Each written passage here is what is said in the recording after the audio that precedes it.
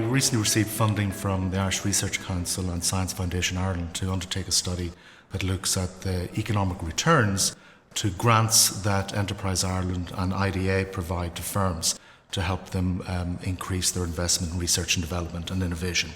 And so the whole purpose here is that the Irish government have spent about 1.1 billion over the 10-year period from 2003 to 2012 on grants. And so for the average firm that won a grant, they received about €580,000. So from a taxpayer perspective, the government obviously wants to know, did we get a good return on that investment?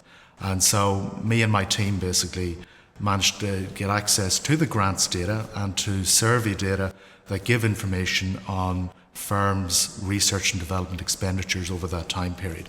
And so what we find is that when firms win a grant, they experience in the year after winning a 26.5% increase in research and development expenditures.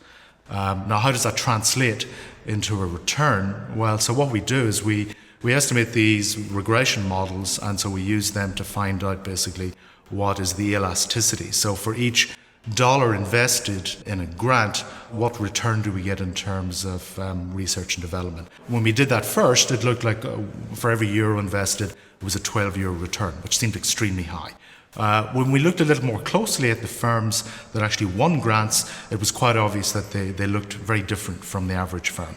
And so clearly Enterprise Ireland, IDS select firms because of maybe their ability to deliver improved R&D investment in the future. So these are larger firms, they're more profitable, they've got some sort of export intensity visibility, and they already invest in R&D. And some of these firms may have won grants before, so they're past winners.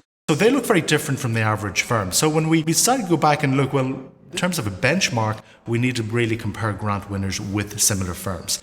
And so we use those characteristics using a technique called propensity score matching to find out basically, do grant winners compared to very similar firms, how do they perform in terms of R&D expenditures? And what we find is that it's still positive. So for each euro invested, the return is €1.65. Now that is a lot less than the 1 in 12 euro return, but at least we know that compared to similar firms using the correct benchmark, the correct counterfactual, that for the Irish taxpayer, they're actually getting a reasonable return on this investment, and that firms aren't necessarily just wasting the money in other ways.